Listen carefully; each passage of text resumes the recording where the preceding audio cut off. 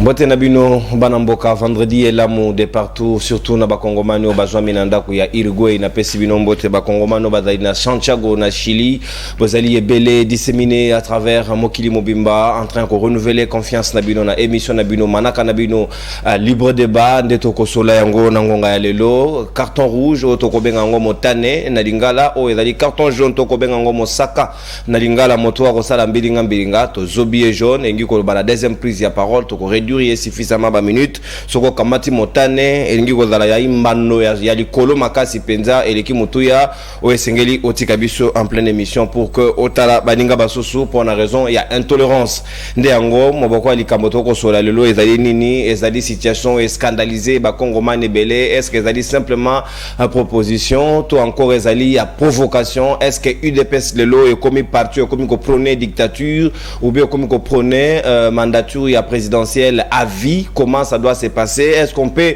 limiter ou bien qu'on supprimer les lots limitations à mandat et à président de la République ou à des propositions il y a IDPS officiellement topé zali propos individuels il y a professeur Paul Chilombo azali moko ya bayi député national Eli ya Tchangu nangambo ya UDPS nde asali proposition ena tongito solo ngona bayi kongomane est-ce que le lot ezali urgent, est-ce que le lot ezali nécessité pour na bayi kongomane ba décider que unanimement Félix Tshisekedi à la président à vie dans la République démocratique du Congo pour avoir fait quelle prouesse et surtout Nino Etingdi Bakongomani Bandi Mayo pour la libella. Est-ce que proposition à professeur Koki Koleka pour supprimer en gros pour quel gain, pour quel intérêt? Est-ce que c'est comme ça qu'une démocratie doit respirer? Ndé en gros moboko na likamoto retenir pour na bino na libre débat ya vendredi à l'élo. Tozali na mwana mboka ya Martin Fayulu Madidi Alain Zikatedi Azaïd Nabiso Elongo Moko ya bayi communicateur ya vibration to benga kayebongo tozali pe na mwana mboka winner Kolongo Moko ya bayi cadre pe communicateur ya UDPS parti au pouvoir petozali na les kamavinga de la politique congolaise Mwanamboka Mitterrand Ilunga ya Kabila forever Azaï Nabiso Elongo Mwanamboka José Kaniki kamati moi empêchement moke na tongo awa moi tozana eza isusute matu moment Christeda Kiakuba Lubanzado ya Maïba Pinga koki ko rejoindre biso na logique ya émission na biso to ko funga ba hostilité na Mwanamboka winner kan Kolongo maloba mboka wayo Olandi professeur Chilumbu et ça quand même tolé même na Twitter depuis lobby na pourquoi et pas iwapi proposition na yeba baza ko réagir rebelle est-ce que zali likanisi ya UDPS to zali likanisi ya Paul Chilumbu comme député ya parti Nabino professeur de surcroît pharmacien formal unique. Merci beaucoup ndeko nononko ticket to pesa ba côté bater mbote ce sont les habitués pour mesana déjà ko partager makanisi ya mboka na bango to pesa bana nyonso ya République démocratique du Congo mbote bisika nyonso bazali ba combattant ya IDPS bazwa mbote mais tikete na bandana nuko ko féliciter mokonzi ya mboka pour na discours où il a na ko tenir en sommet ya ONU 78e sommet où il a qui tellement fondé que magistral où il a salué partout au monde et va comprendre que la grandeur d'un président de la République ils ont revêtu aussi na ba qualité ya ba discours ya kobimise effectivement République démocratique du Congo na ghetto et si kabatika kabiso bon ndeko na yoki professeur Paul Chilumbu aza moko na biso na IDPS aza parmi ba cadre ba au cadre d'ailleurs ya IDPS azona mbote place azali mais au Kolimbi sanga pona koloba ke na IDPS ils a structuré position officielle l'union sur IDPS et kouta kaka na mwana bute Augustin Kabuya AK47 parce que c'est IND azo pesa azo définir politique ya IDPS pour l'instant. Bon, maintenant que na IDPS ils ont égorgé ba intelligence ébélée. Nous avons le droit à réfléchir, nous avons le droit à proposer. Mais avant de commencer à professeur Chilumbu, beaucoup se souvenir qu'un jour, tout ça a fait débat à la table pour que le professeur Isidore Dayuel a proposé, d'ailleurs, il a proposé un mandat unique il y a 9 ans. Il y a 9 ans, ils sont vraiment unique. Bon, on a contredisé que pour nous mandat unique il y a 9 ans, ils ont vraiment quitté comme ingité parce que on les a commencé sur la République et surtout que ceux qui ont 9 ans à tirer pouvoir, ce n'est pas intéressant. Et à l'époque, bien avant Dr Dayuel, nga maître Winer Kankolongo a proposé dans la République que République, il faut réfléchir plus loin. On a proposé que le mandat président de la République est comme il y a 7 ans, une seule fois renouvelable. Mais, comme un mandat de député, va réduire en haut et un mandat unique à 5 ans. Pourquoi le député n'a pas qui base un mandat unique à 5 ans? Parce que l'Assemblée nationale ainsi que le Sénat, batwana bangonde bazana boussole ya République parce que la République est autant la suite ya mibeko ezokilama. Mais ce qui va faillir déjà dans la mibeko, ça ne sert à rien. Il y a ça tonner ko garder batwana. Il faut à chaque fois rotation aux saléma, toujours avoir intelligence à sika justement pour aider la République et avancer. Mais et que les lots proposition à professeur des intelligence à sika to yakala. Les lots toye koyoka intelligence à professeur Paul Chilumbu. Où il a raisonné que pour lui mandat ezalaya 9 ans où va proposer pas docteur Dayuel, ezalaya 7 ans où il a proposé et à l'objet non c'est trop parce que a estimé que président Mokoso a sali déjà 7 ans ou soit 9 ans risqué à comme un goût à s'éterniser dans pouvoir pendant qu'il a sali pe malamuté. C'est comme ça que non to garder mandat qu'il y a 5 ans mais to supprimer limitation. Donc, c'est-à-dire qu'ils ont une seule fois renouvelable et ils ont la continuelle, de telle sorte que la population, ce qui a CP la présence en place, la population qui a renouvelé toujours confiance de plusieurs façons, donc de plusieurs reprises. Et à ce moment-là, on a compris qu'il y a intelligence. Mais quand on discerne, on peut dire ce qui a raisonné 5 ans, et que l'attitude de la population congolaise et à juger Moutouazan à quatre pouvoir, c'est une bonne chose parce que risquer Bozui président Moussoussou, Bozui président Ndengwana kaka, parce que tout le monde va président bon na Congo, président Ndengwana kaka, mais Azanaye, au Soutouka Boye président a sali bino 5 ans, a sali 10 ans, mais abomi mboka, vaut mieux qu'on se pena président qu'on sala 50 ans. 40 ans, 20 ans, 30 ans, mais Azan n'a pas idée à malamu pour nous bonser République démocratique. Est-ce que l'IDP se réalisé que Bangonde bayana logique à Bundisa Mobutu à Sala 32 ans en Bogoyo, Bangomo peut Babundisa Kabilo à Sala 18 ans on l'a traité de dictateur, de despote, le lot IDP sur le Barabiso na tourne Bango va supprimer limitation. Donc mon toi mi amitika la naie, ami renouveler nenga lingi comme bon les semble. Ndeko non kuru. Professeur Paul Chilumbu, maître Winer que je suis, Isidore Ndayuel, Batumi Satouana, Bazan Ndingisa pour changer la constitution et la République. La constitution et la République, dans l'article 70, est limitable à mandat. Et puis ça, programme nyonso il y a gestion de la présidence. Et le bas qu'il faut ça 5 ans une seule fois renouvelable. Ce qu'on saute comme un article 220, article 220 est le but que disposition et article 70 et que vous allez réviser parce qu'il faut soit toquer un référendum pour changer la constitution. Donc c'est ça le préalable que disposition et article 220 est ici. Ce qui voudrait dire que l'article 70, il est difficile à changer ce qui toquait un référendum pour changer la constitution. Maintenant, la réflexion, il y a un individu, on ne peut pas interdire à un humain de réfléchir. Sinon pas, tu peux piétiner la démocratie. Il faut laisser quelqu'un réfléchir. Ceux qui vont adhérer, majorité de la population va adhérer à la idée. Et parce que c'est le peuple congolais de base souverain sur base de l'article 5 de la Constitution. Admettons que Bisson a plateau à Toboyi, idée et à professeur Pochibumbu. Et que la population va s'engager par voie de pétition. Parce que tu as un référendum pour changer la constitution. Parce que tu peux se souvenir que Namboko toujours il faut que ça la réforme à test, il faut que ça la réforme à test. Donc réforme à test soit ils ont concerné qu'à test ils concernent qu'à code pénal, code du travail, les bureaux ils ont concerné. Mais on peut aussi revoir la constitution. Moi je ne dis pas aujourd'hui que tu revoir la constitution non, parce que c'est que les gens ont intention mon côté, il y a que 70 mandats. C'est que il y a eu mandat ne mo ko aussi le mandat est épuisant. Comment vous voulez la limitation? Avec mandat, mon 13 épuisant. Ça épuise. Mais c'est ce que je vous dis. Non, ça c'est ça langage. Ce qui est émission nous ont présenté, c'est épuisant. Pour moi, les pays au Kei, aux zones, ils ont à Kolemba. À combien plus fort que gérer la République?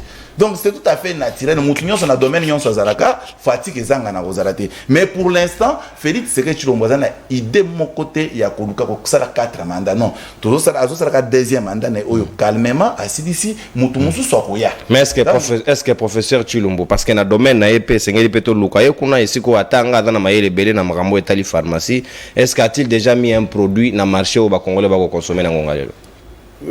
Professeur Tshilombo il faut na landela na pharmacie na ye.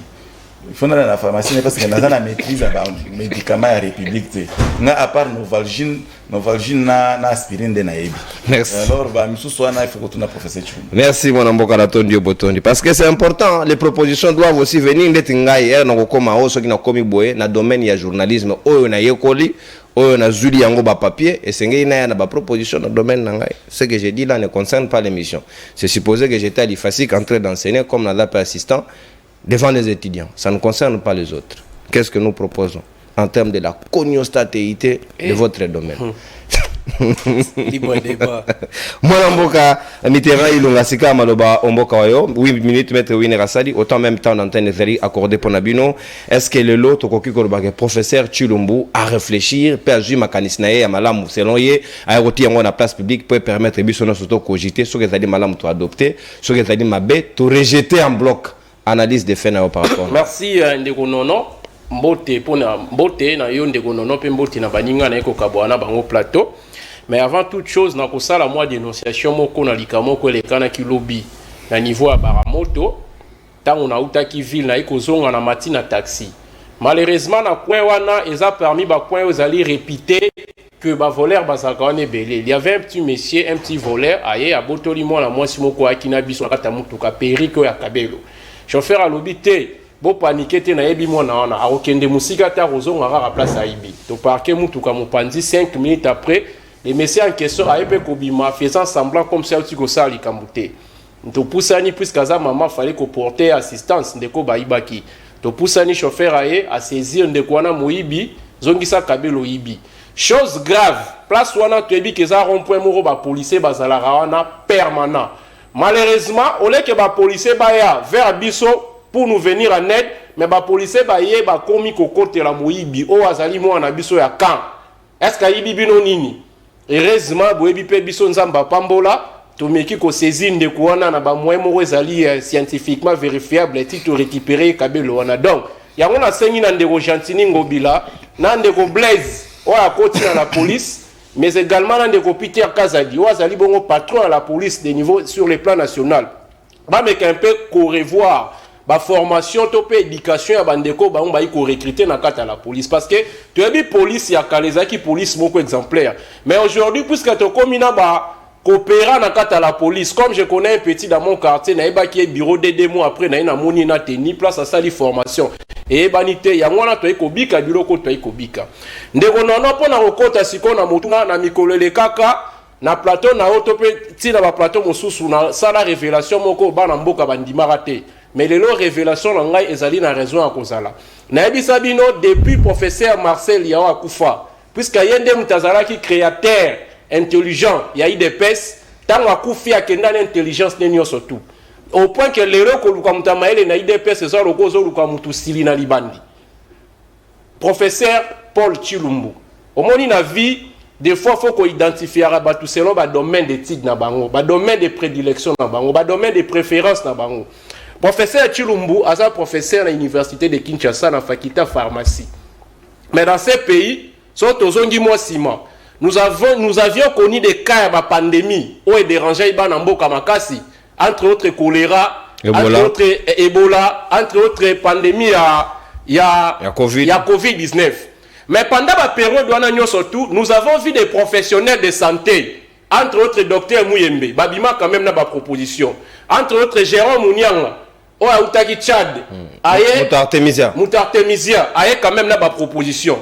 Docteur Félix Kabange Numbi, on a fait un FCC. Tout le monde a quand même abîmé une casquette politique. Comme professionnel de santé, il a fourni des propositions. Mais ça qui dans le même pays, il y a Tshilombo, non? Posez-vous maintenant la question, est-ce que avez-vous vu Tshilombo venir nous dire que non, puisque je suis un pharmacien, dans un technicien de labo, je vous propose un tel remède pour si sa maladie. Oh. Non. Deuxième cas de figure. Au moment où on reconnaît un arbre par ses fruits. On t'a maïle baï baraï pe na mukanda. Ndetsinga naza déjà na des articles déjà na marché. Mais nabo tout na Chilumbu tant que professeur. Banda zala professeur akoma nini. Ce qui na domaine na emo kuta ina kokoso ya kopesa ba proposition. Maintenant comment il peut faire une migration vers la pharmacie pour venir toucher une question de la révision constitutionnelle qui du reste fait partie du droit constitutionnel pire. Na domaine na emo ya pharmacie. Pour moi na bi Chilumbu ane makasi na oswana. Aswana Prof. Mais tout le monde a bitumba na kabuya awa. Tant ba ko wela bokonzi na IDPS tout le monde a kabuya fingi et pas les qui a fingi, c'est ça les professeurs congolais. Dans le domaine on n'arrive pas à les situer, mais il va faire une migration vers les droits constitutionnels. C'est grave. Donc Chilumbu c'est quelqu'un où il faut université pour les charges horaires parce qu'il n'a même pas un article, il y a 4 lignes.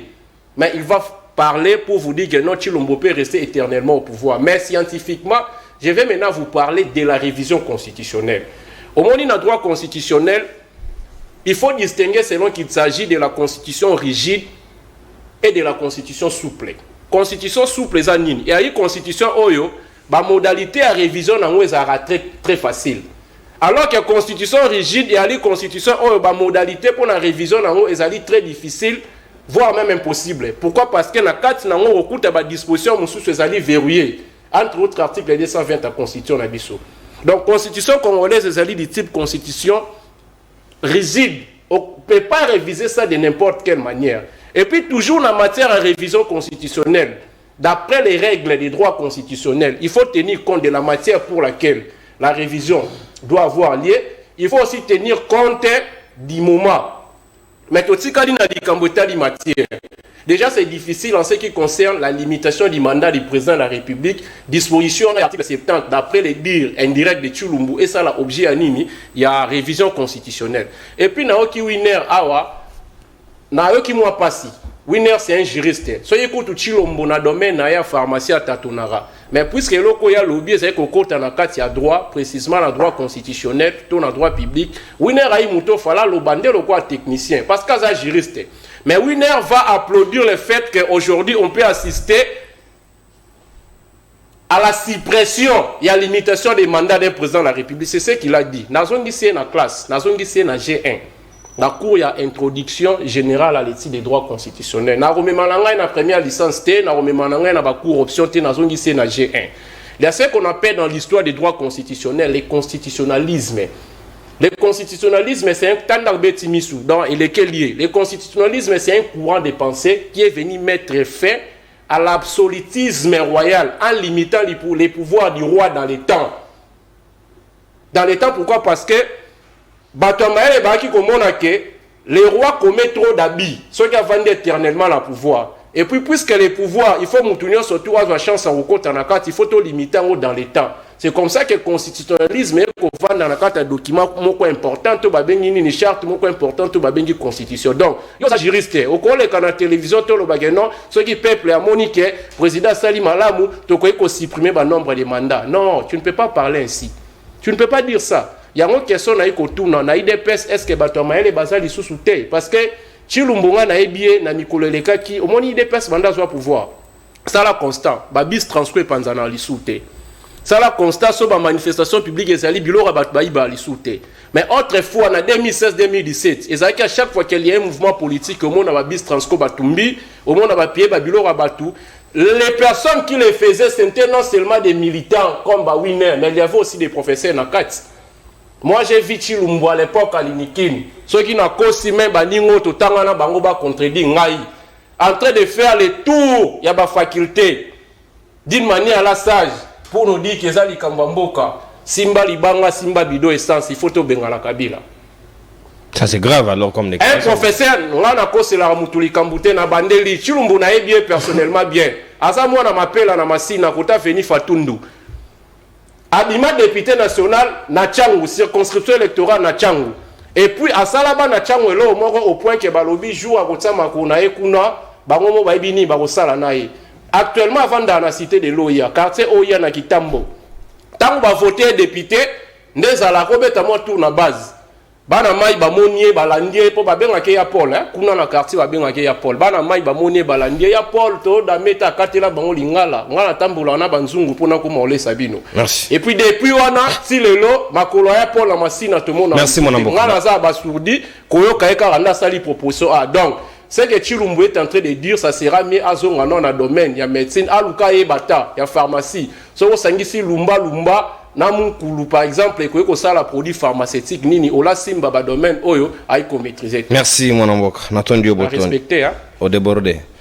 Le même temps d'antenne aux bénéfiques pour mettre winner Gankoron pour raison d'équilibre. Mon amboka Alain Azekate dit SID et Martin Fayoulou m'a dit est-ce que vous allez d'accord que professeur a la liberté il y a ça la proposition naie et dans le domaine naie to pété mais il faut plus que tu dans le domaine naie parce que les domaine aux pour maîtriser ba contour naie. Est-ce que le pays a vraiment besoin, tous en a nécessité, tous en a urgence, il y a une telle proposition, il y a limitation, il y a mandat, qu'on supprime en gros, quel est le problème qui s'est posé au professeur Amoni et c'est qu'elle à résoudre.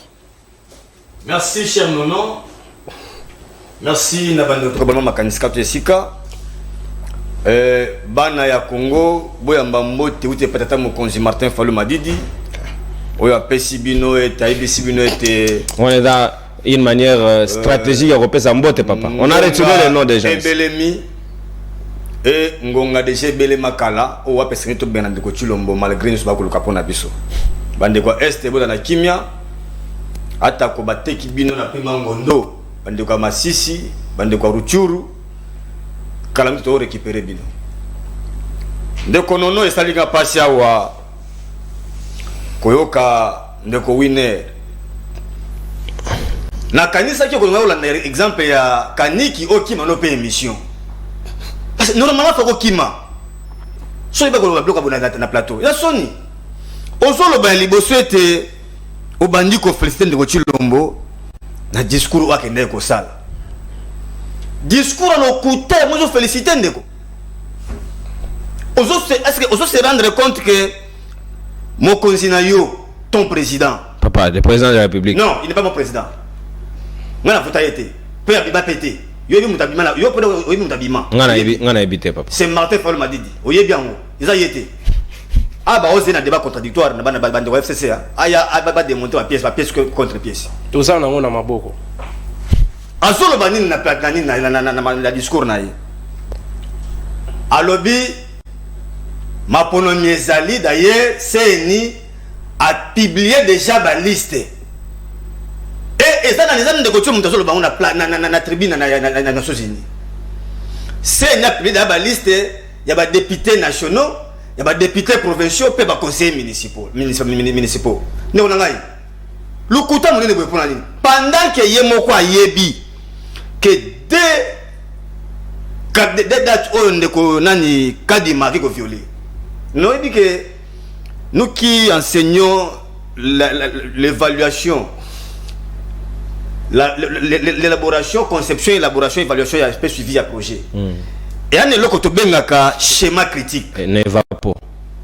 Schéma critique, plus tard, comme ça, on a un diagramme de Gantt. Oh, il a que activité A, ce qui est salamité, et qui peut impacter négativement l'activité B. Tant ou déjà tu joues le 13 septembre, et ça qui publication il y a liste. Oh il y a kosakuna et salamité. Tu que sur le 15 septembre, déploiement à ba kit et c'est salama et salamité. Mais ah ouais koko ça va ninga kuna que calendrier respecté to ke na mapona. Kadio cha mundo moni ko féliciter ah. Kadi malobi ba ko defara mbongo na baba. Kadi mana ozo ngawana. Pour pas continuer. Quand m'a parlé de contrainte à Pesa Kabiso, il y a aussi une contrainte qu'on appelle la contrainte financière. Le lot à Zokolela a commis au Kendeko de Famongo. Est-ce que moi niveau de token non. Quand il m'a le comme que de Famongo na ba banque. Ce c'est ni produisant en bon te ba hypothèque ni. To mituna. A on de fa na Congo ya nani. Est-ce que yem dana ko de Famongo na banque? Bon, wabi prouesse balakisa ki biso awa. Ne konono pon makamata limbo. Tala lokuta ya bandeko. To jebi sabino ke sobo kansere boko cielo moka poza makamamboka na bino bomu kosi. Boko kende. Suppression à limitation. ndeko na ngai nono ya mibale naoki winner a félicité ya Paul ça na benga talo kwani kuna mitana benga ya Paul ndoko mwana masina na pesi bana masina mais ndeko yo na ebité ndeko na ngai nono aza penza député élu to aza ki ndeka nommé professeur et te na beaucoup na benga professeur té en tout cas na me réservé na benga professeur vina na ko Théophile Memba ataki kalakasa to yeba na sima vieto efi ataki kalakasa yebisanga Paul Chilumbu to moni ba pharmacien mususu yami est-ce que oko imaginer ndeko na ngai non ya roya tana mukadikadi vie o ayela kabiso mana Covid on parle moins de lui bien qu'il nous a déjà quitté personnel yo professeur atakuta ngo kazukusa o ba bien kazukusa o yela biso ngote o la biso que o moni kazukusa o tata mafuta mbila o c'est ta kosuko supo na bana rien na domaine no azali est-ce qu'on a évité o ebisa biso non banda ya zakata 4 ans passé yango to okende qu'est-ce qu'il a proposé o maka molobesa motuya ezaka tokenda ko tokenda ebele o na science sociale o na économie o na boye tango ke bimisa mayele mise en valeur ya domaine na yo yebisa ngai Chilumbu a proposé déjà nini o la proposé biso attaque tout contrôle parlementaire yebisa ça a initié action na et ote na pesi ne azama kasi na koswana na monene koswana mukebai na lekela ngai ayebi koswana pena nisi que viona sur la malakasi abota na kata basi pour lui koswana za ndako est-ce que yebi ndeko non Obama est classé parmi les 4 meilleurs présidents des États-Unis oyo ti aobima batonda ki na noté de tolo bakala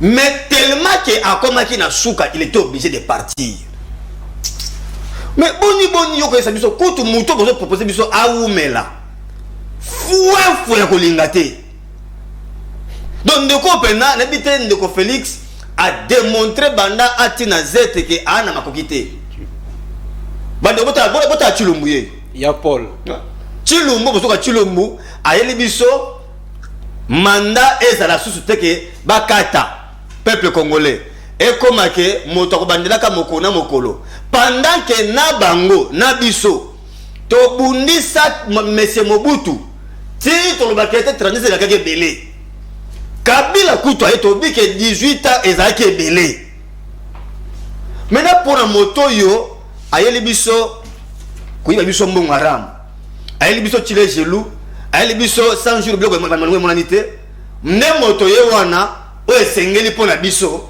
to continuer ko votaka pour la votaka. Est-ce que vous vous rendre compte?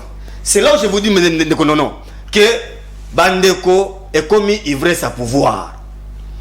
Au moins kolangwa miliki, kolangwa miel et kolongola yo bongo normal et ko komisa yo na dikiburi ki mudio bango komi nango. Donc en réalité l'intellect n'est plus et on se rend l'intellect n'est plus.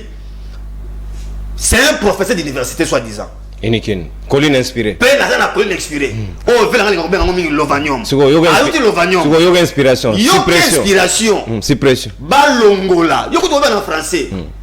Donc balongola mondelo pon makameta libongo mandat ya chef de l'État. Abosani était constitution Obama qui n'a pas prêté serment le konango. L'article 220 ezako pekisa barticle oboko simba te yango moni bayela ki biso na nzela ya ndaiwel ke to longo la pela constitution oyo mobimba baya na mususu donc oyo boso kawana et ale barticle oyo bango abongisi na kata constitution na bango ete o bakoya na yango ko biso cette fois-ci moto zala inamovible akokende na yeti bokola kokufa nde alongwe président. Bon, ça différent de Paul Biya. Bino penza. Na Paul Biya na Bino. Quelle est la différence? Kagame pas comme dans la poste 4e mandat. Mais ndeko, bango bango nyonso lokola bato batiaka ye na pouvoir bango baola se babite mwana mai beta boye po umela yango moni azoko oza balo de sei merci balingi bayekisa biso pepe comment on consomme loko wana mais toyebisi bino bwendeko ata kobusa ndeni biloko ani kolekaka te ata bozwi bandaiwel ata bozwi banani boka te na Massachusetts boka te na Oxford boza bato muso proposer bino biloko malamu ça ne passera pas merci allez parce que il a qu'ici que vous êtes des incompétents moto yo asakoshaka mi na poste allez moto la Sarabatu qui effectivement ça les côté. Merci mon amour allez merci au début. Je partir. Merci allez compétent au sommet de l'état. Oh. Choquement. Allez Gateti. On peut ça au Saka pour raison de débordement. On réduit suffisamment minutes dans la deuxième prise de parole. 9 minutes autant. Na maître Winer quand Colombo pour raison d'équilibre. Maître Winer.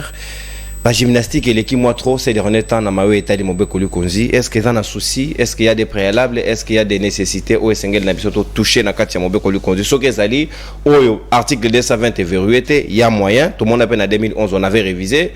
Mais pourquoi batuba comme mingi ko se cramponner autour ka ko bouger mandat ya chef de l'État? Est-ce que chef de l'État y est moko peut-être que na grand public ba éviter mais personnellement na entourage na azoyi sabato que et ada na posa ya ngongebele sûrement est-ce que c'est dans ce sens-là que bino pe bozomo na makambo ou bien Sengeli Oya Sali Atiki Ngonga Moninga Msusoye à continuer c'est la continuité de l'État. Ndeko non. Mwanamboka. Na comprendre que Bandeko bazaki préparé pour une émission. Bazaki vraiment préparé pour une émission bayaki uniquement pour bafinga winner bafinga IDPS bafinga pour Chilumbu. IDPS batomaye bazate IDPS ne fils que courtoisie élégance na élégance exact.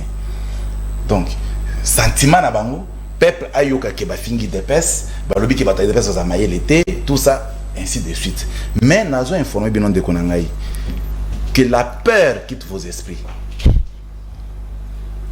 bozo banga tellement nazo signaler peuple congolais que constitution toujours ça le 18 février 2006 et la troisième constitution de la République c'est comme ça que comme la troisième République depuis 1960. Question maintenant il faut na tuna bandeko le kola bango baza mayele ko leka bato IDPS to se retrouver na troisième république par quel mécanisme? Parce que il y a eu des constitutions depuis 1960 jusqu'à ce jour. Ce qui veut dire que il faut constitution asika eyaka pour na ko modifier ou soit ko bongisa esika oyo monanaki malamu te. Mais moi ici, je ne vous ai pas dit que il faut qu'on change icto facto article 70. Non, je vous dis que les questions, il faut qu'on remette na peuple à souverain. Tellement que n'a catégorie souffle. Na lebino bouchon, na article 70, na lebino bouchon na article 220, vos animaux mokolo se perdent. Ils se sont perdus. Parce que l'intelligence est à Port Chilumbu comme professeur. Et Ambré Bino. Mais Port Chilumbu yozo finga oyo. Port Chilumbu a député au même titre que Fayulu. Port Chilumbu oyo finga oyo. Baza ba collègue na Fayulu d'ailleurs qui m'a hémicycle pour la conseiller mais Port Chilumbu quand même il met sa présence dans l'hémicycle. Mais il est là aussi courage. Il y a que Port Chilumbu a proposé dans la République. Mais Fayulu a prétendre qu'on a président de la République. À ça proposé parce que ça c'est la député provincial a proposé l'autre côté à mon avis toujours à que nous côté la commission financière pour avoir un bon Fayulu ça c'est la député national a proposé l'autre côté. Mais quand Port Chilumbu a député national pour sa première fois nous avons proposé. Mais Mouto ça c'est la mandat a proposé de soit proposé Fayulu a proposé. Banamboka ba Hollande. Ça, c'est manque des arguments où il y a un sentiment pour attaquer Port Chilumbu. Or, à réfléchir, dans la dimension, il faut réfléchir. Mais les lois, il faut le président de la République. Mais ce qui Port Chilumbu a raisonné qu'il faut président, ce qui population va se péter à ça le mandat sans limite. Mais tous supposer qu'il faut n'a pas de naus à ça le mandat sans limite. Pour c'est lui le président de la République. Selon vous. Donc, proposition, tu me profiter de la mouton. Et pour profiter de la mouton, on profiter de la Fayulu comme président de la République, dans la House, et profiter de la Tshisekedi. Mais c'est très simple. Donc, il y aura aussi une conséquence logique sur Kabila, sénateur à vie, à Zongi Pekambala, mon âge, parce qu'il n'y a plus de limitation. Non, mais écoutez, mon frère, oui, exactement. Parce si... que rien ne veut nous dire qu'un jour, même si on peut revoir la Constitution, d'office, ce qui a été fait, et quoi, non? Même Mobutu soit ce qui le après, il peut postuler sur une population paie ses confiance. Même Moussa, c'est quoi, à postuler sur une population paie ses confiance. Même Fayulu Ozolo Bawana. Est-ce que Makaniso a pensé qu'on a IDPS? Mon frère, ça c'est l'intelligence d'un individu pour Chilumbu. Moi je suis de l'IDPS, comme Kouloutou Nanga pour Chilumbu. N'a IDPS, n'a le biboui. IDPS c'est une position concertée, où elle a publié par secrétaire général Ouaza Okiste Kabouya. Mais jusqu'à présent, IDPS de toutes les façons de Konangaï. Ce n'est pas l'IDPS qui gère l'Assemblée nationale. Ce n'est pas l'IDPS qui gère l'Assemblée nationale. Mais Kobanga Oyozo Utawapi. Parce que président, depuis 1960, président a sali le col Félix Tshisekedi jusqu'à ce jour, il a fait de meilleures choses au peuple congolais, sauf les incrédules. On a eu traité bango ben crédit. Mais mon frère ami, nous devons bien que Tshisekedi ait osé saler le Songolo par la Zoboy. Ils ont yebisé que l'on Tshisekedi a salé le côté. Mais il y a est-ce que Aza vraiment a bolingo mboka mais moi je peux te citer Babel Nabilo qui serait la salle gratuité d'enseignement. Qui serait à instaurer gratuité d'enseignement. Article 43. Article 43. Il y a la constitution. Qui serait dit à maternité au félé constitution.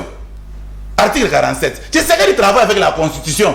Autre chose qu'il faut revoir la constitution tout comme ils sont les plus meilleurs encore. Mais bozo bangani. C'est que la population boyemba banzembo ke bozana population na simana bino nzoka za na population bazana simana bino te botika na population ya micro so y na émission STML13 au lobby population na biso c'est ça votre population biso to lobby to sonder population il faut sonder population est-ce que population et quoi adhérer na proposition wana toté là maintenant c'est moi qui vais plus loin pour proposer parce que pour Chilumbu n'a pas dit. Pour moi, contrairement à l'idée à Dr Dayuel, d'ailleurs lui il était passé dans l'émission en question, et ça il peut nous le mandater. Mais la question va tourner par rapport à la proposition de Dr Dayuel. Bon, le professeur Dayuel a raisonné, mais moi j'ai pensé. Est-ce que Moutouabongo, il faut que vous ayez fingaye, le rôle des pharmaciens, le rôle de la proposate, yosko zoe sana pour Chilumbu, à que zo makasa tomate, à tout un mungulu, pour à soigner votre hémorroïde, donc aux os trouver le bongo normal pour Chilumbu salam. Achana mafutambil. Achana mafutambil. Donc c'est un peu compliqué. Vous voyez que bandeko à opposition, en tout cas, baza tout le monde a évité. Mon déboncher, Kamavinga, parce que nous avons 4 minutes, ils ont ndeko. Yo oza homme politique. Ce qui est sûr, se retrouver dans la carte 207. Bozo kende nengo banda ko ndwana. Mais so moyibi ya yibi. Yo comme homme public, il faut quand même oza na ba attitude mususu. Oko kendo beta moyibi makofite. Ozu moyibi osengi batu le boya to mena la police. Mais yo zolo batu okangi moyibi obeta la police baya po bazo moyibi. Mais yo zo beta moyibi scientifiquement. Lui utiliser la méthode scientifique pour la remettre moyibi. Or au beau seni que moyibi so ya yibi, il faut qu'on soit comme mec calmement à la police. Il fallait que la police baya herba ko zo moyibi ozo lingo beta kufa hein obeta kufa lobino la police nous assiste pas donc ba assister ka yo mutu ba yibi mais mutu bozo lingo bon ba assister ça c'est république nyango finalement bozo lingo to tonga na bino mon frère pour na kolinga république bolinga ta république attention bolinga na ba yimete certainement nga winner bolinga ngate pour bozana opposition mais population bazo la nanga ba yibi affection bazana envers winner pe envers Félix Tshisekedi botika biloko wana ndeko bandeko na talaki na meko ko mwa eloko malonga na obalobaki ezate maintenant ce que on a expliqué pour Chilumbu abundi na opposition aza figure emblématique connue pour Chilumbu il est vraiment connu parce que mon frère pour avoir fait quoi mais imaginez-vous na émission il y a chaîne Oyayo 5h13 tozolo bela tout simplement proposition ya pour Chilumbu comme un intellectuel a proposé. Mais moi j'ai proposé à plusieurs reprises. Oui, mais j'ai bien proposé à la cadeau. Il y a autre belate. Non mais bon belate. Ça qui veut dire que pour Chilumbu, avec un ancrage politique. Mais certainement parce que moi j'ai parlé de ça. J'ai proposé un mandat de 7 ans, une seule fois renouvelable. J'ai proposé de ça. Or 7 ans, il faut aussi revoir l'article 70. Parce que l'article 70 parle de 5 ans. Mais quand j'ai proposé 7 ans, d'office nous sommes modèles de l'article 70. Yo zalibande hémicycle le gola Noël Chani. Tu préféré hier comme Azakuna Nakati parce que ça peut prendre les allures. Ce qui veut dire que R Tozolo Belé c'est un grand. Mais R Yazo minimiser. Ndeko aller Azo minimiser pour Chilumbu. Ozo minimiser pour Chilumbu Azo courage à côté na hémicycle. Mais Ozo Kumisa Mutu Aboyo Kendo côté na hémicycle parce qu'à côté na hémicycle plusieurs fois à Sala et l'autre. Mon frère Totika. Mais ndeko Kamavinga. Au lobby que ceux qui toquent na l'Irwana, se retrouver comme na monarchie. Non, mon frère. Objectif faisait se retrouver dans la monarchie. Objectif faisait qu'il faut que la République démocratique du Congo est tellement fragile. RDC. Puis en plus RDC, ils ont un président au bazar fort comme Félix Tshisekedi. Or, ce que vous avez un président, pour moi, s'il faut passer 20 mandats, 30 mandats, ce n'est pas grave. Parce que c'est un président qui a 6 mois de la République dans Maboko. Contrairement à un président Nabino Baleka qui a une constitution qui est Asbel pour soutenir. Bino Bimisa Asbel Nabino Kabila Forever, et bien il est que Kabila Seko na Seko, et ça c'est base à la constitution. Tilelo ayen na plateau na kombo ya Asbel na bango Kabila Forever. Oh Kabila Forever ça veut dire tout simplement dire Kabila Seko na Seko. Pendant que Kabila était au pouvoir. Maintenant que Kabila loin na pouvoir, pourquoi pas changer kombo Asbel na bango? Pourquoi changer kombo Asbel? Ça dérange. Donc Bandeko.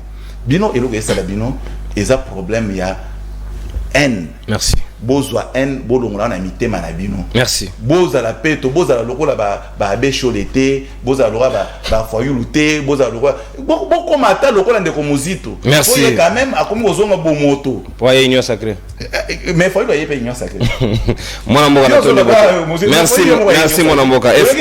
Merci mon amboka. FMI écran retour. Natondio Botondi Sikawa maître Winner Kankolongo. Merci beaucoup ndeko nono. Merci au consommateur d'antenne. Mitterrand Ilunga Sika Maloba Omboka Wayo. Est-ce que opportunité zali, est-ce que nécessité zali ou bien zaka makanisi ya UDPS ba ko sala ba balo d'essai?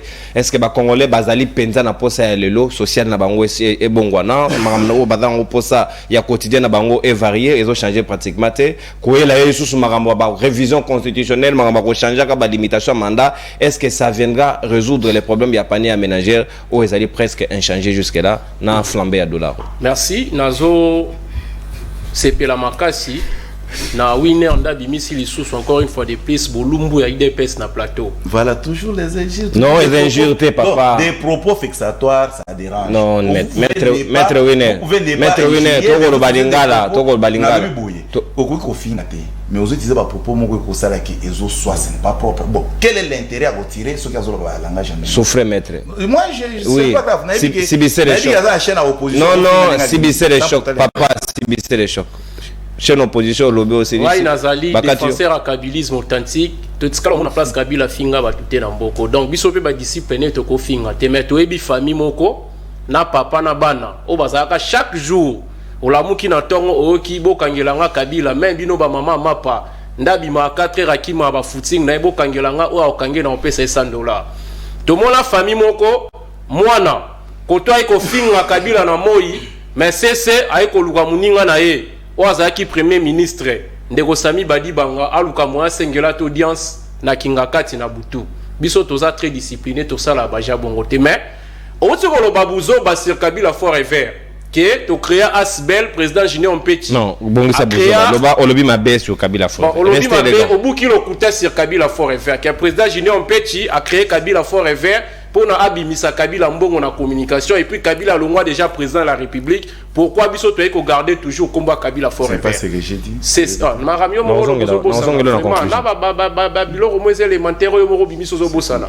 Pourtant l'information c'est mis au coma parce que ça fait partie de l'histoire. Kabila Forever et ça l'a mis en 2019 pendant que Kabila avait déjà quitté le pouvoir.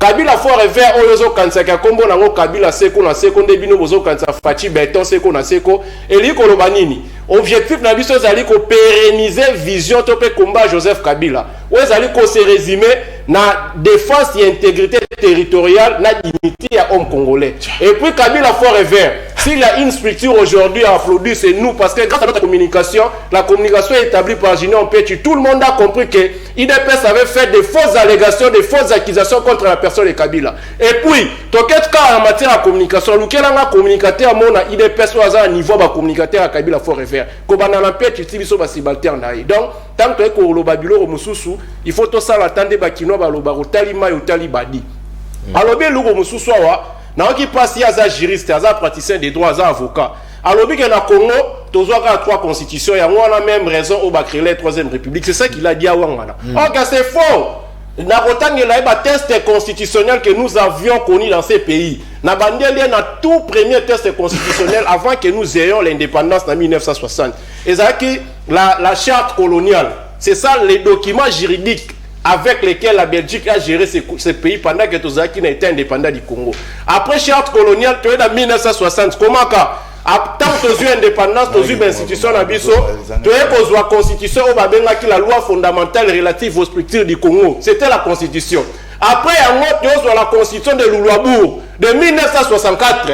Maintenant, tu as trois constitutions. Tu as la constitution de Louloabourg, tu es avec Mouzé en 97. Décret loi constitutionnelle, qui n'a qu'une disposition relative à l'exercice du pouvoir public en RDC. Tout le monde a une constitution en mai 2003, qui constitue la transition. Avant l'entrée en vigueur, il y a la constitution le 18 février 2006, tant qu'elle modifiée et complétée en séjour. Maintenant, quand un avocat, même en notion élémentaire, quand un avocat, même des notions élémentaires, ça c'est le cours de l'histoire des droits, la G1. Un avocat ne le maîtrise pas. Il va mentir toute une communauté universitaire qui est dans RDC, tu auras trois constitutions. C'est grave. Wow. Voilà. Souffrez.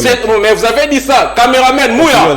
Mais Mouk, zone seul habit soit tamaramètre. Non, ils sont ratés. Donc, il y a pas qu'un bassi, ma soro les cani, ata Google et quoi sunga, yo simba marambo et tali droit.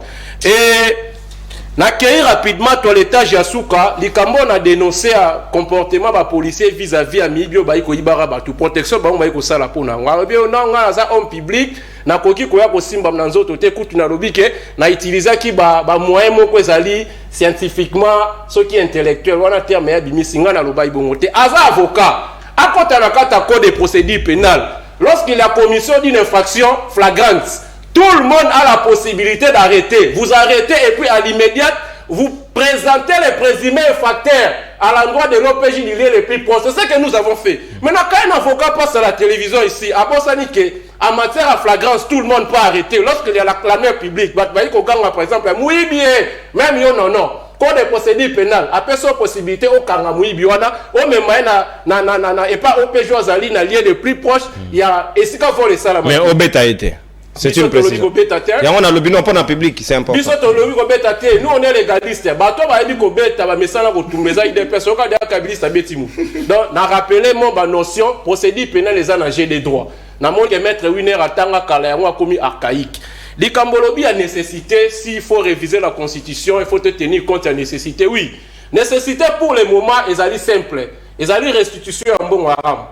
Nécessité pour le moment, ils allaient simple. Ils allaient restitution en bon les gelou. Nécessité pour le moment, ils allaient payer fermeture, topé suspension à trafic n'a pas loin. Dans Moutalo Wakasa, il y a comme Kinshasa. C'est très nécessaire. Vous savez pourquoi? Parce que le lot est vivre, n'habite pas dans exode rural, déplacement et la population dans Moupompave à Kinshasa, au point que Kinshasa a perdre la valeur n'a kin label. Nous avons une petite révélation dans Ngana Bossa, qui passe. Vous savez, aujourd'hui matin, bien qu'il y ait un bomba qui m'a longi pour éviter biso misusu toko le 10e rite comme la République à part entière. Na eko le 10e ri na moni degré mboa na chi champagne comme la manobu ezali quartier résidentiel. Mais vous vous rendez compte que les gens qui le font, au ba eko bossa que toi na capitale, c'est parce que ba salamate pour ba vivre na ville. Bango fallait ba tikala na nini. De l'autre côté, va évoluer. Mais faut payer à Bangote. Est-ce que dans la loi, ils ont interdit au Liambo dans la capitale? Pardon? Il y a une loi qui est. Mais on a soutenu qui proposition à Kouloutou, on va mettre Richard Mboku, on a bimé ma béawa. Parce qu'il a Boris Mboku, on a bimé ma béawa. Ok, proposition est acquis bien. Dans ce pays, on a paraphrasé maître Jonathan Ouele, à l'obélo Romoko. Bon, avant tout, Lukato s'apprendrait, na maître Boris. Tomi tout na une question mboza rana vitamine na katinai. Pour Thomson rana vitamine, ngomba rana vitamine, soso rana vitamine, sko mboa rana vitamine na kat. Mais ngana eko tête sabino que nous qui habitons la cité, tu es très bien bande on a so valia ra kondo ko na mboa. Comportement na bango bazara na ngora comportement très barbare. Au point que oh là là. Nalo est-ce que na obi ko mbona tangi kombo na? OK. Tant na lobi ko liambo na tangi kombo mettre Winer ka kolongo. Tolérance. Est-ce que les Kambaro liambo na obi ko liambo na? Capitalisme ngomande kona. S'il vous plaît maître. C'est ça piqué connaît l'affaire. Donc, c'est lui qui se sent piqué, bana mboka bo comprendre na lobi Kambaro liambo na tangi kombo na été mais il s'est senti piqué, bo comprendre na bino bobo début na bandaku. Donc, nécessité na moment oyo, ezali révision constitutionnelle te pour na osimba nombre ba mandat chef de l'état mais ezali restitution biloko na tangi. Et puis à titre d'information, Baimboka nyonso boza surpris te boyi comme on a Kabila fort et vert d'anticiper dans tous les ronds-points de la République, na gare centrale, na rond-point Wileri o abizima ba commissaire rond-point Tshisekedi wa Mulumba na rond-point Ngaba na place intérêt to iko kabola ba copie ya ba constitution objectif tant que ko pesa bino ngweza libo tanga kaka article 64 bon méditer article 64 malamu parce que France Fanon lobby que un dictateur n'a pas les concurrences à taille tant que yo souverain primaire conformément à l'article 5 en constitution au relevé des fins on te doit comprendre que IDPS a comme n'a pas ça à s'éterniser dans le pouvoir alors qu'il a combattu Mobutu sous prétexte que Mobutu a sali 32 ans abusivement à cause de la bison à Kambuki biso tento va dans beaucoup conditions qu'on a seko yangwana bango baliba sala et puis ndeko nonona souki ça une dernière révélation na sali révélation moko apparemment bato nyonso ba participer na liwa Lumumba via bana bango etika na kimia te merci et puis bango moko batikala ko merci merci bakunda en Algérie merci mon amour c'est que le père et bembene peso ngo abomoni bakoko so ezwa maka et puis bana chombe bobi côté bakenda tolérance merci mon amboka on consomme déjà ta d'antenne c'est très s'il vous plaît maître Winner c'est toujours la logique de l'émission l'état d'antenne il aura toujours donc kokima ya kaniki non kokima ya kaniki ezali au détriment ya moto mosusu maman Chantal Padaki la fois passée à Yemoko c'est la même logique c'est pas un problème mais tant ils sont équitables comment ils sont vous avez fait 9 minutes il est passé 9 minutes regarde le chronomètre Winner c'est pas 9 minutes bon c'est pas mon émission certainement vous verrez non mais c'est ça donc l'état d'antenne Yomoko constaté que tu as fait 9 minutes on a donné aussi à l'autre 9 minutes ce que les cas qui on a des problèmes. Le côté on a en tout cas, il ne faut pas nous reprocher parce que Michel Nabisson nous a c'était pour récupérer le dépassement d'abord la première prise à parole. C'était pour récupérer. Non, on récupère par rapport à Zigate. Lui aussi avait dépassé. Pas de problème, on en attend des conclusions. Il n'y a pas de souci, maître. Pour l'État, ne vous en faites pas. Moi, Namboka, allez Zigate dit. Les priorités, les années pour le Congo. Ne s'engagez tout ça, rappelle ma camone, bakonzibamo, barobaki, oh la base a dit. Est-ce que base les lois ont révision constitutionnelle et ont suppression ya mandat, ya limitation ya mandat, to base ya kosenga peuple a kosenga ni le ba Félix Oise kwa kudia kunwa kunvuata bana balia batanga bakende kelasi ceux qui peut babeli ba soigner bango. C'est de là où le peuple attend. Pourquoi koyela eli kambo ya dai kozelate, quelle est la nécessité, quelle est l'opportunité de là. Merci Ndekonono. Et pesa ko seka na ko mona muta ko la pembe na yo. C'est ça l'IDPS. Pour l'IDPS, l'enfer c'est les autres. Dixit Sartre. Donc pour naïe, tu peux pas parler comme ça. Alors nation rapidement. Oui, et ça l'inga passe. Ndeko. Tant que beaucoup lobela ka kombo ya chole partout, malédiction landa ka binoti na suka.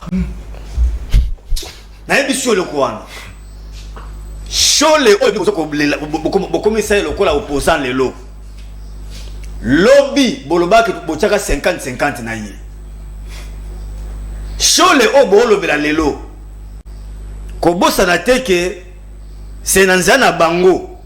Nde ba église catholique et pesa biso ba sanctuaire na yango nyonso.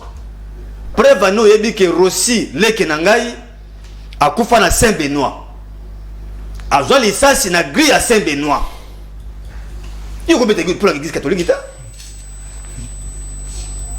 Nous vous comprenons, hein? Il veut sa pouvoir et amour. Ozoloba a toujours ibisayo au comique toujours fingate. Non. Ce que mon talobi que osa zoba fingote. Et alors quoi mon talobi osa mayele. Qualificatif. Ah. Ezali nini. Lolenga komona makambo yo ko sala. Yango moni.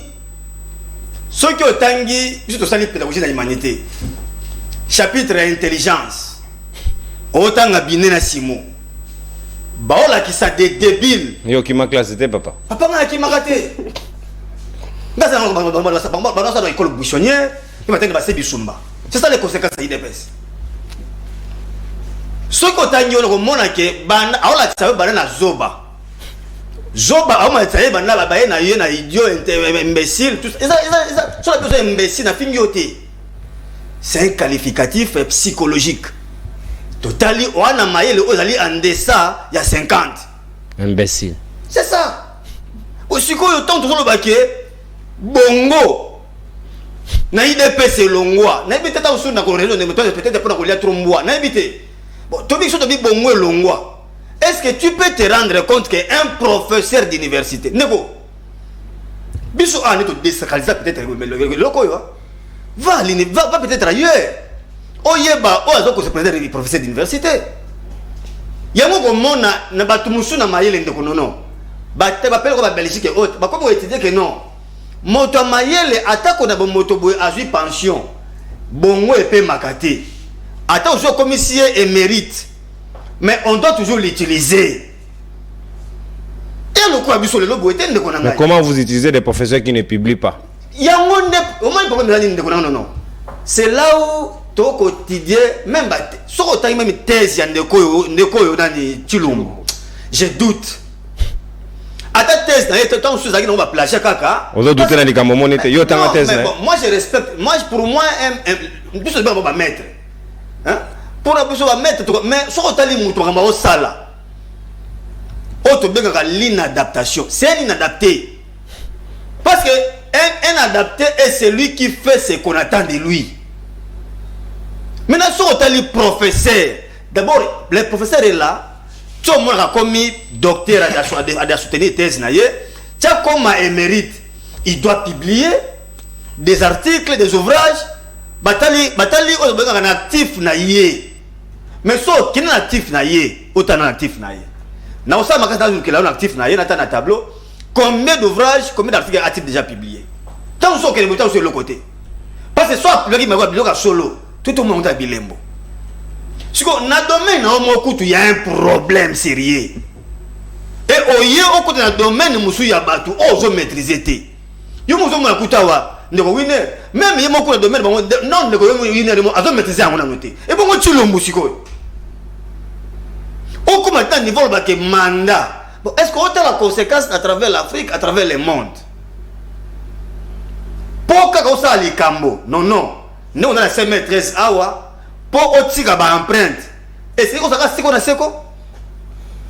C'est ça le problème qu'on doit se poser.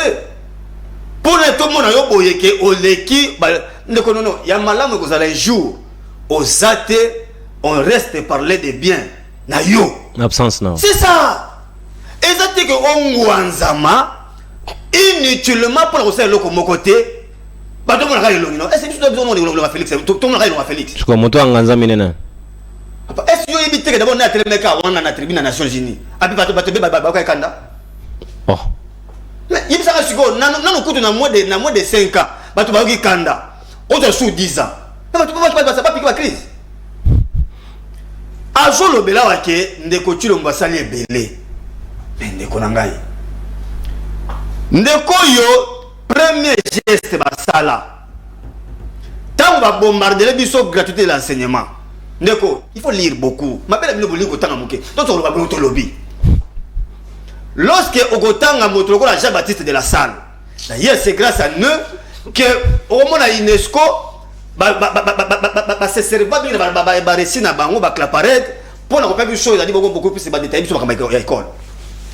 Au moment ngo wapi na kati sa de classe moko au mona ka 80 élèves 120 même 120 OK ko 120 même ba musu ko va na se ndeko ba to batanga ba classe on ba étudiant que lo lenga ko vana na mwana na classe et koki soit tu conformer to ko déformer mes colonnes vertébrales na ye o yebi yango comment ko voter mona ezaka important na makapitali ko tango bonga ko raisonner mwana tant muta ko tango ako vana malamu te o yebi yango que y a des maladies de peau.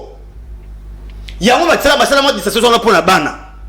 Muso ko ba tente tondante. Ako pe baninga. la trichophyton. Tout papa. Trichophyton de la tente tondante. Nous sommes c'est ba corée de Huntington. Et tanga make o ko sanisa ba tout na raté. Elle avait fait à l'eau. C'est possible que moi na communiquer réponse côté pour détecter mon maïla zati. Diko, il y a eu beaucoup de choses. Mais bino boye, bon bébé c'est prévenu que bana bino moko toni mo ba 3 filles alongola bango na école bazalaki na lycée Busanganyao bango so kala ta ba tseka tuté bango so mon école belge so bia biso ne ba bi dengele ba kina na école wana ba on a pédagogie de grands groupes personne o so pas pour ça ba comme souvent on va péter à CMZ ndeko ngai au moins le système na ba biso kasi biso dodora ba kini kala to ba na système fula de ba MB bokoti boza entassé le quoi donc ne bazo ko entassé biso yuka soni ozo makama katuté de maternité ndeko soni musu yango on appelle domaine à prof voilà tu le vois, comment il profiter? C'est un médiocre, c'est monsieur. Sois élégant, papa. Non, on a vu ça. Mais papa, médiocrité, ça fait Médiocrité, c'est un giro. c'est injurité. Tu as besoin de médiocre, non, c'est-à-dire que il y a tout qu'est-ce qui est déjà produit natif, na yito ko manada. Sur la base. Alors manin, no chilum. Keda kenai kuna botinda ngai na salibu eloko nya ko sala. Bana mi ko do proposer ba lomo bidon. To ata ba lo bidon to mona. Ata ba chiffon to mona mais il y a tel côté. Soto lo bi ke asangisi ka sukusa na futa meza ko finga. Biso muto meka ngo ba biso meka ngo ndiko non. Avec mon Okosola, à Sanxi qui on a un pétrole à Pessi. Qu'est-ce que lui nous a déjà proposé? Mon va sensi. Papa. Si vous avez tout bien médiocre pour nous mater. Ce qu'on prend à Yes Alinini. À Meki déjà goût, il y a Oyayoki, Alibati Kate. Merci Baye Kongomane. Le Congo est habilité. Non. Chose à 100 jours. On joue à Ram, on joue à Marigold, Bachile Gelou. Tu refonds le téléphone, après on peut se bien conclure. Merci mon amboka. Téléphone ouvert, bobengi biso, bopesi biso makanisi na bino par rapport à la proposition ya professeur Chilumbu, numéro ezali affiché na CA logo à libre débat plus 243 81 0244 539 obengi biso olobi na biso. Est-ce que professeur Azan a raison? Est-ce que ezali nécessité? Est-ce que ezali urgence? Est-ce que le autre ozanatina yango na vuto fongo la téléphone sika bobengi biso en attendant ba Kongomani au procès préparé pour la conclusion na bino 2 minutes chacun pour que tout ça en toute quiétude. To kamatina no appel à Bayimboka. Mon mboka, mbote na yo bengi biso ape komo nani? Toke indeko? Bonjour ndeko nangai. Bonjour ndeko nangai. O bengi biso ape komo nani? Na bengi bino na community la monsieur Y. Merci, toke. Anonymat, acté. Ouais. La bengi bino na community. Toke indeko capitalisé, c'est déjà acté. Bon, na biboy. Bino ndeko ya Forever wana félicitations maître wana jeune maître.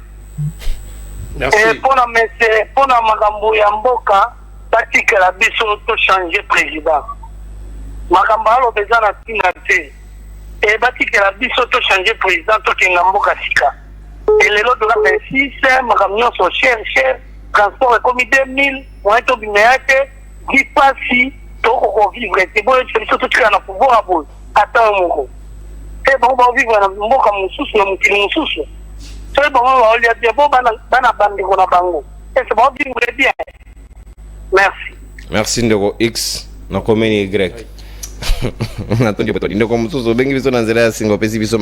Bonjour Ndeko Nono et les invités, c'est M. Joël depuis la commune de Rancelé. Modifier le mandat du président de la République n'est pas un problème, mais ce qui importe, c'est la redevabilité de dirigeants vers les dirigés et qui causera un grand problème. Nos chefs sont à juste titre pour leur parti politique que pour le peuple. Merci Ndeko. Message na Césate. J'ai lu l'essentiel. Ndeko nangayo bengi biso ape komo nani? Ndeko ozali en ligne, ce ko kotimba la moko o capitaliser ngonga na s'il vous plaît. O bengi biso ape komo nani? Bonjour Ndeko, na bongi na komina Maluku. Toke indeko, loba mwa tomora mwa ngongo s'il vous plaît. Na lobi na bengi na komina Maluku. Na nyana na proposition na ngai pona moto a IDPS wana. Ok, professeur Chilumbu. Maître IDPS. Ok, maître Winner, Azalia, ok.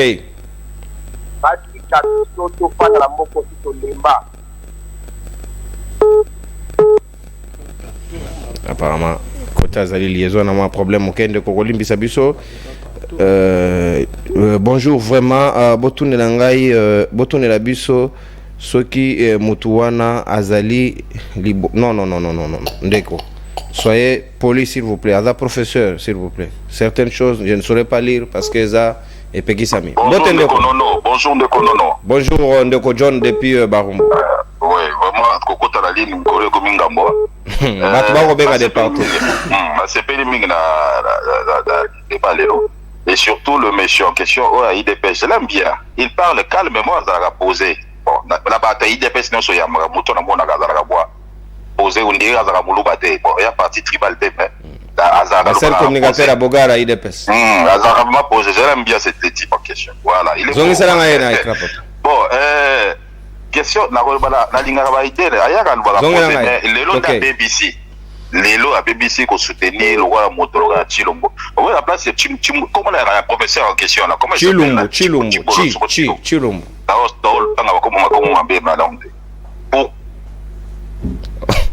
Ok. On va comment bandagana va préfixe mot c'est un nom congolais dans tous les cas. Tolérance papa.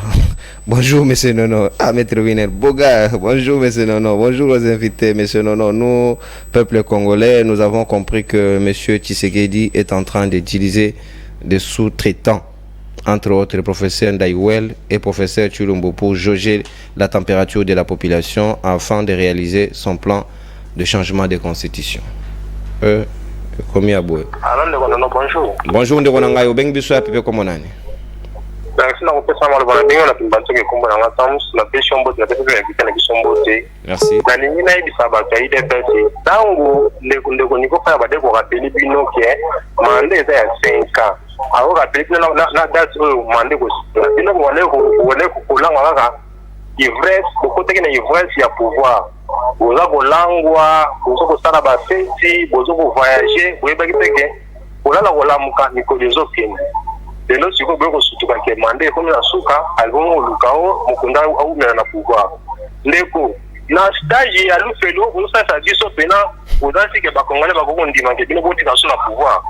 O biso tozozela bozosala te. O biso tozozela te ngo bino bozobikela biso. Ndeko wina biso kongo tosala bino nini. Mboko ya haram na biso bozwa. Tozelaka ti lelo tolelaka bozosala biso te. Pas détournement tongo midi pour insécurité et faille. Les amis sécurité dans est de l'okobeli biso na maluka la gisasa kolobate kulu na faille. Biloko komata tongo midi pour dollar ngo mataki boko saki biso na francophonie ke boki ta dollar kozeli dollar ngo ero komo mata lesusu. Akina ko soma biloko lobi akoti dollar comme na 260.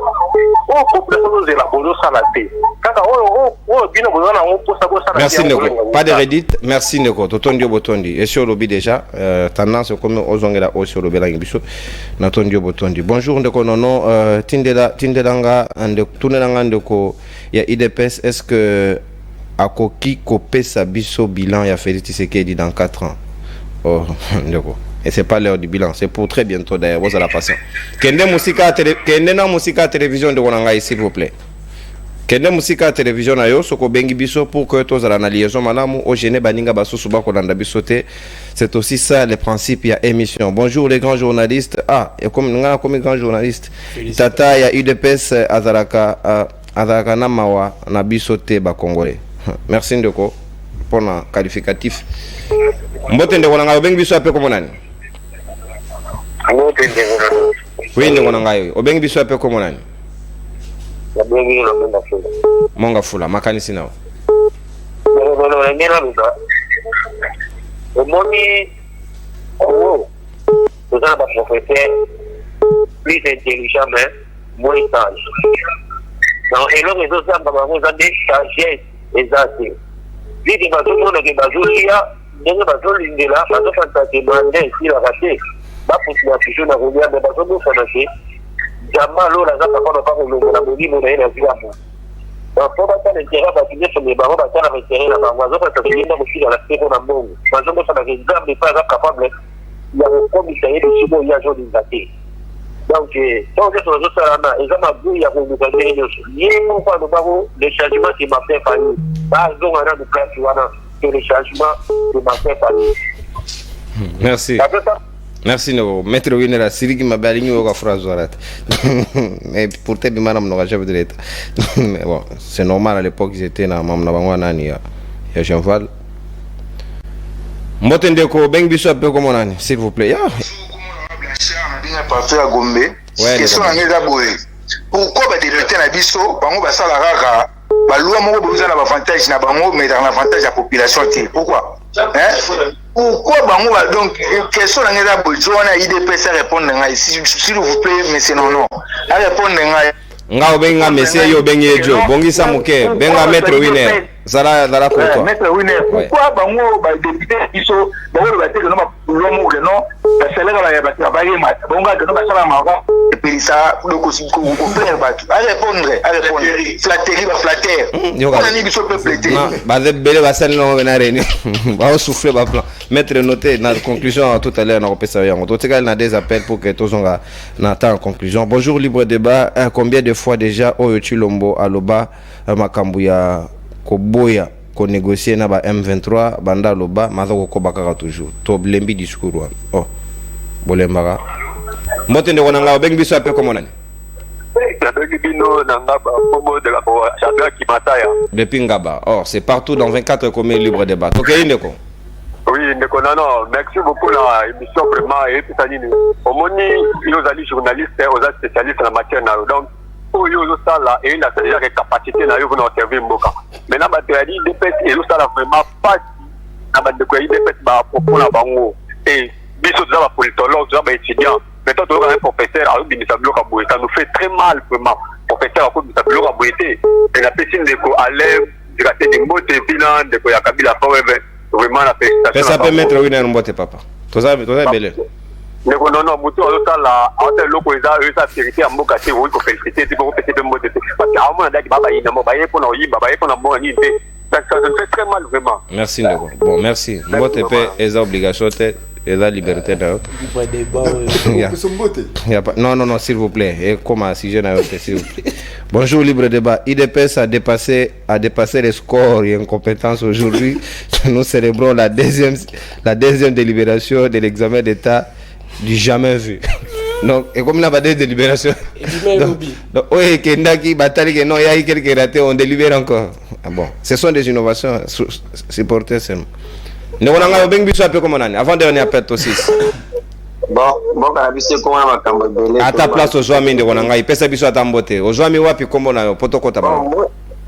Mbote de Gondano, tu l'as su pour la visite de Bengite pour comment bâtir le ministère partout. Ok. Ok, na pesi à l'exécutif de Mbote, de Kabila Fort avec Mbote. Maître Winner. Bon, de Winner a fait pesi Mbote. Merci. De connaître des adversaires politiques, mais on n'est pas des ennemis. Très bien. Ok. Élégance. Mais il y a du ça quand on solo bapon a fallu la réserve parce que le président Naye a benga le changement pour le Congo se monsieur Fayou. Il doit avoir beaucoup de réserves pour Fayou. Voilà ça la qualité té à ba. Sujet. Proposition à professeur Tchoulo. Chevauchement d'appel, Bolimbi Sabiso. Le tout dernier appel, Mouka, s'il vous plaît. On clôture, s'il vous plaît, papa, on a une marge. Sois gentil. Mbote de Kobeng Biso appel comme on a. Oui, Mbote, moi, il me trésor depuis Ngalema. Depuis Ngalema, de quoi trésor, Makanisina. Makanisina. Toké Indeko. Appel moko et déranger moninga. Toké Indeko. Makanisina, nana lobaka que. Qui m'a pensé à la télévision à Yondeko, s'il vous plaît, il y a un compte de trésor. Kende moi musique to baisser volume pour le bamalam. La logique idée à démocratie. Nazo yo ka télévision na Yondeko nangai. Nazo yo ka eko na yo, ils ont permettre biso to sur la guitare côté. Ah, ça va maintenant? OK, bon, c'est bon.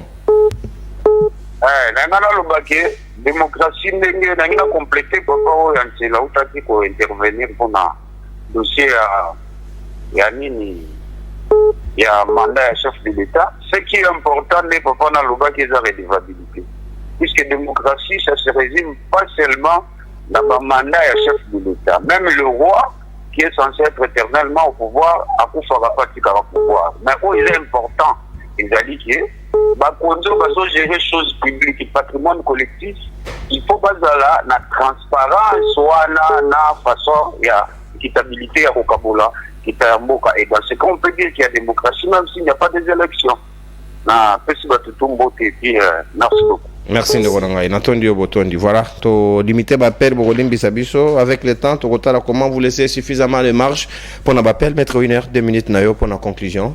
Et puis au cocu qu'on rencontre Baninga Abatoni. Merci Nazeli. Minute en haut très pratiquement. Ndeko non. Nazo comprendre bande côté bande wazo boy quoi réfléchir. Na lobby boy. Toza na 40e constitution ya république. Toza na 3e république. Parce que la république est conçue par rapport à la constitution où Bozo Salela. Mais elle y a relevé la loi, la constitution, bien sûr. Mais ça peut exister maintenant pour lui. Nous sommes à la 40e république. La question n'a pas répondre. Maintenant, parce que Toza la 3e république connue par rapport à la constitution Tozo Salela, il y a moins de choses qu'on peut encore modifier. On peut modifier la constitution.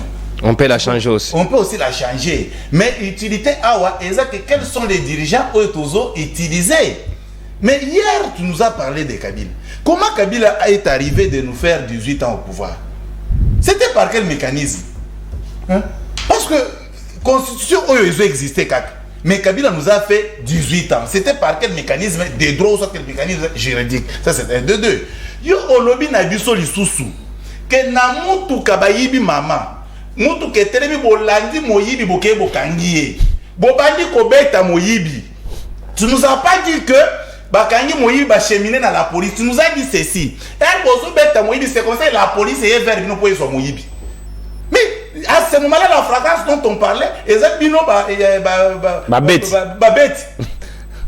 c'est compliqué. Maintenant, il faut que ça ait une différence entre les propos vexatoires, na téméraire, na injure. Donc, injure, oui.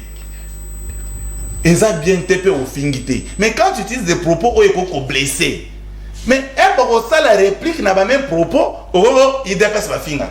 Il dépasse comme ça dans le plateau. Mais écoutez, les réseaux utilisent des propos et ils ont mal utilisé dignité. Parce qu'ils disent que les propos les injures, mais ce sont des propos qui dérangent. Non, non. Voilà. Souffrez. Voilà. Chité. Bon, 2 minutes, réseau gérer. Chité. Non, chité. Ngam n'a pas géré, mais chité, papa. Donc c'est pour dire que la République, écoute, qu'on se servait dans la proposition. Ce qui nous besoin la capacité à proposer. Pour que tu nous proposer. Donc ça veut dire aussi que l'objet de la Tolamuki, Bino Pena Bakabila Forever, Bino Pena décidé, vous proposez quelque chose comme on va faire réflexion. Merci. Mais pour que tu nous proposes, bon, ni tu n'es pas pour critiquer. Merci mon amboka. Ça c'est compliqué. Merci. Mais quand vous allez aussi proposer. Merci maître. Merci maître Winner Kankorongo pour la participation. Mon amboka Mitterrand Kamavinga 2 minutes conclusion. Nabanzi maître Winner a un problème, il y a compréhension à notion à flagrance. Il y a on a tindi à temps sous procédure pénale malam on a GDM. Ma considération particulière royal ngakota d'ailleurs pour ton information des formations dans un sportif nako bunda nako simba nanzo toté ça c'est les 11 lois régissant les arts martiaux et autres permettre ngana ça eloko on a na 36e chambre et à Shaoli. Merci nake ko rappeler le romoko o to beta masolo ya droit lorsqu'il vous parle de la 3e république.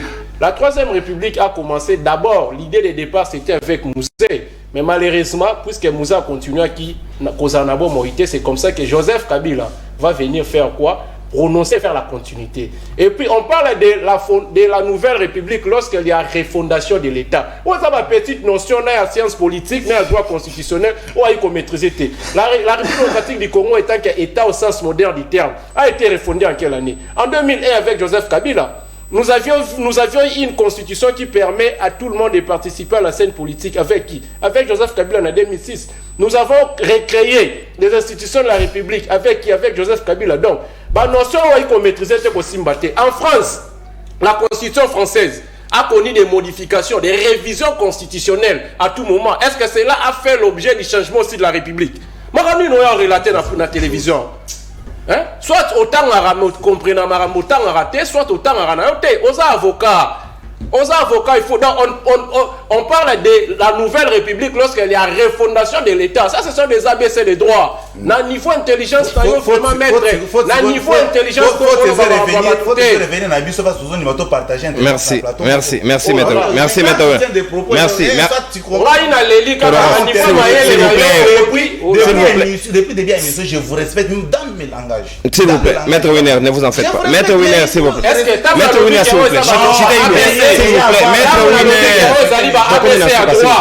Et ça va ABC à droit dans la science politique. On parle de la nouvelle république lorsqu'il y a la refondation de l'État. Maître, c'est pas un débat. Maître Winner. Maître Winner, s'il vous plaît. Va lire l'ouvrage des droits constitutionnels. S'il vous plaît, Maître Winner, aussi ici, Maître Winner. Maître Winner, s'il vous plaît. Maître Winner, s'il vous plaît. Pas ça qui n'est pas scientifique. Merci Lunga. Merci Lunga. Allez, Gateli, conclusion, s'il vous plaît. Conclusion. Oh. Yeba yango Vous boye. découragez de ne pas débattre avec vous, hein, apparemment. Et ça, les lots. C'est pas Mabina. Souffrez, Maître Winner, vous n'avez plus la parole. S'il vous plaît, d'accord. Winner. Mabine euta na Lola, mais ma finga euta na IDPS. Bah, comment va Nga na ebisi yo boye. Ndeko nono. To vanda awa na yo oyebi olenge IDPS finga papa oyo na Mobutu tina Kabila. Oyebi. Est-ce que vous interdit de finga te? Faut y ba finga ini. Sénégalais, Camerounais. Et Sénégalais ça finga te zambo kana ba. Maître Winner, là vous dérangez l'émission. Maître Winner. Maître Winner, s'il vous plaît. Toi aussi, Maître Winner. Soyez le gars, battre au talon en vous avez perdu au monde. Ok, chitez papa, chitez. Je peux pas. Donc, évoluez plutôt. Yeba yango boye. Biso to za parti mot de valeur, to finga kati to pemno ba ozali mo makama solo. Yami balé. Le loyal peuple congolais qui n'a pas de Chilumbu. Le peuple n'attend pas de lui la suppression d'un mandat. Et ça, on va oser la été. To oser la yé avec sa peuple le lo a kenda qui kuna na pouvoir à Moyibi, qu'est-ce qu'il a produit? Avec sa biso en termes de loi, en termes de contrôle parlementaire, qu'est-ce qu'il a initié? Mais pendant qu'on a fallu produire Maître Winner, émission paysanne à principe, autant vous demandez aux gens souffrez qu'aux en tolérance. Tu es perdu, je sais pas comment les députés de Chilumbu. Alors, pas Fayou. Yami Balé, Neko, yo yebi, bande va rappeler au Awa que le changement que M. Chilombo prônait à Genève, c'était Martin Fayulu Madidi. Ça ne fait même pas débat. Au yebi, qu'en termes d'hypophyse, en termes de matière grise. Oh, Zambé Tata. Chité, aussi. Au yebi, yango bien que Martin Fayulu a sa crème au Kokoboyate. Au yebi, yango, et ce n'est pas vous. Tout n'a pas été dit. Qu'il y a un tombe qui est au Tuna, à Oraplote en Andoto. Que avant qu'il commence la réunion, il demandait que s'il fallait déjà dans la salle. Donc c'est pour te dire qu'il n'y a pas de débat. Biso le loto ko zeranini. To ko zaboye bisabiso, bozo ki mboka na to ya combien, beaucoup biso na to ya combien. Merci Zekateli. Bozo ki mboka na makali zaki combien, makali komi combien. Merci Zekateli. Lendi zaki combien. Merci mon amour. Le peuple congolais, mbongo ne aram bozo ekenda wapi. Merci. Ça y est 100 jours, jiji ya nyakufa nanya boma ye. Merci. Ça va tonyo sur mabe ko sala. Merci. Bisabiso zanini. Merci mon amour, c'est bon de vous. Pour vous, le départ s'appelle M. Chilombo. Merci, s'il vous plaît, Maître Winner. Merci, s'il vous plaît. Merci, Alain Zikatedi, SID, Martin Fayulu Madidi. Merci, Maître Winner, Kankolongo, UDPS. Merci, Mitterrand, Ilunga, Kabila Forever. Merci, Nakulutu Nangai, Dodombenga, depuis la France, vous avez fêté anniversaire, na Mokolo Alelo, na dédié émission libre de Bappé, na ma grande sœur chérie, Janine Nkuru, au pas de fêté, Mbotamanae, na ton divino boton. Joyeux anniversaire, cher grand Merci. Merci, Janine Nkuru. Merci beaucoup. Ah, Ilunga. Merci. Non.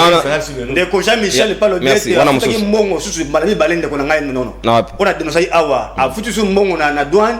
After là a récupéré su biloko na ye oyo afuta damu na DHL. Merci. Merci. Et monsieur Sidi to pesa nimbote to tika de ba congolais au-delà de tout. Au revoir. Ba peso 1000 francs. Tout à